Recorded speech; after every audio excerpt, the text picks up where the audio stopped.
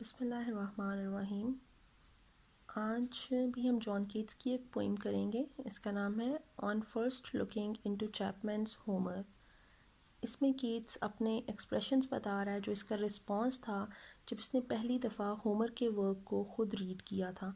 Keats के बारे में हमें ये पता है कि कीट्स कितना ज़्यादा मुतासिर था ग्रीक लिटरेचर और ग्रीक आर्ट से, ग्रीक कल्चर से, और वो बहुत ज़्यादा मतलब ग्रीक कोई भी चीज़ होती थी तो वो उसका दीवाना था।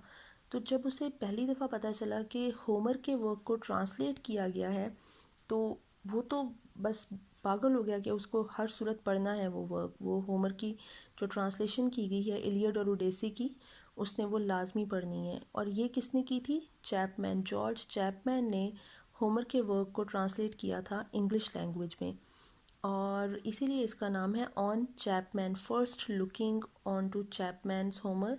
कि चैपमैन ने जब होमर के वर्क को ट्रांसलेट किया, उसको पहली दफ़ा पढ़कर जो इसके तासुरात थे ये इस पोइम में बताए गए हैं। 1816 में कीट्स ने ये वर्क जो है वो उसको रीड किया था। ये अपने दोस्त के साथ बैठा हुआ था, और जब इसने रीड किया और इसके ऊपर एक अजीब सी इसकी रिएक्शन था, अजीब सी सूरत हाल थी, और इसको कुछ समझ नहीं आ रही थी, और इसने उसी वक्त मतलब नेक्स्ट डे ये पोइम लिख चुका था उसको रीड करने के बाद। ये पोइम जो है ये भी हमारे ये एक सोनेट है, क्योंकि ये 14 लाइंस पे पोइम है। तो 14 लाइंस की पोइम को जिसमें एक पर्टिकुलर राइम स्कीम हो उसको हम कहते हैं सोनेट। इस सोनेट को उसने दो हिस्सों में डिवाइड किया है। इसका जो फर्स्ट पार्ट है it consist of 8 lines, that's why it is called an octet. And the second part consist of 6 lines, that's why we call it a sestet.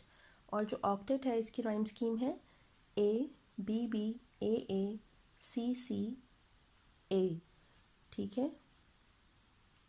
Gold, hold, told and bold are A, seen, been, B B, demesne and serene, C C, right.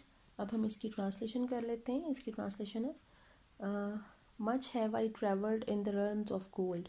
कि मैंने अपनी realms of gold है इसकी word of imagination, कि मैंने अपनी imagination, क्योंकि imagination तो बहुत ज़्यादा वास्ट होती है, आप उसमें कहीं भी कभी भी जा सकते हो, सफ़र कर सकते हो, आप कुछ भी सोच सकते हो अपनी इमेजिनेशन में।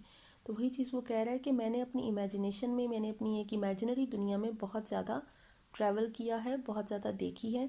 And many goodly states and kingdom seen, कि मैंने अपनी एक इमेजिनरी वर्ल्ड भी एक बहुत ज़्यादा एक्सप्लोर की है, और मैंने रियल में जितनी भी स्टेट्स एंड किंगडम्स हैं मैं वो भी बहुत ज़्यादा देख चुका हूँ।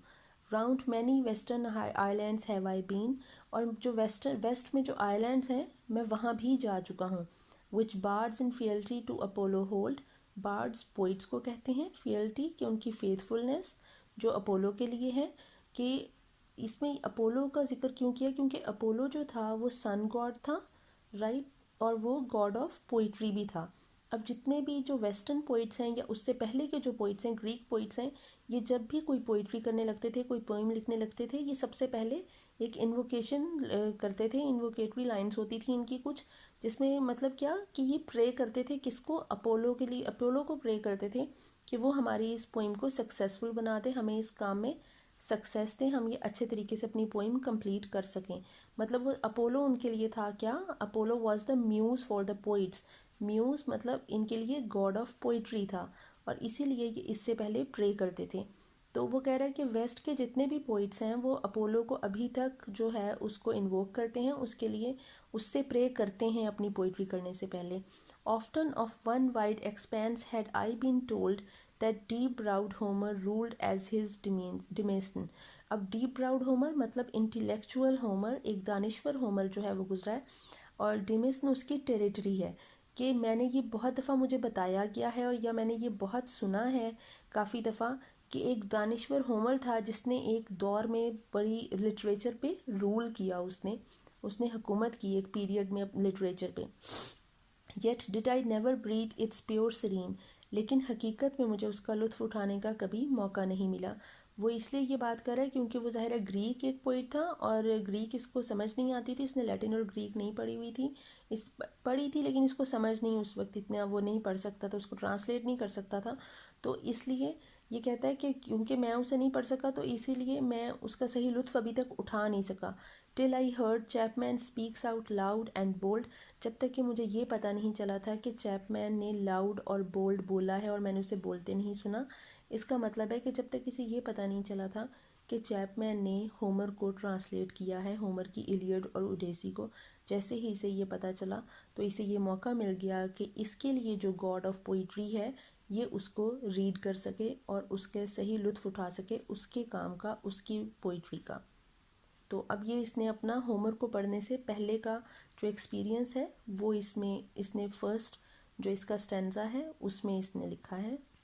अब हम सेकंड स्टैंजा पे आते हैं। Second stanza is a sestet, इसमें 6 लाइन्स हैं। इसकी राइम स्कीम है skies eyes and surmise will be D D and D and ken men and Darien will be E and E, मतलब D E and D E, right. So अब हम translate करते हैं। तो second stanza है, इसमें इसने क्या किया, इसने होमर को पढ़ने के बाद जो इसके एक्सप्रेशन से जो इसका रिस्पॉन्स था इसने वो अब इस स्टैंजा में बताया कि इस पे क्या असरात हुए होमर को फर्स्ट टाइम रीड करने के बाद, क्योंकि पोइम का नाम भी यही है, on first looking into Chapman's Homer, ठीक है।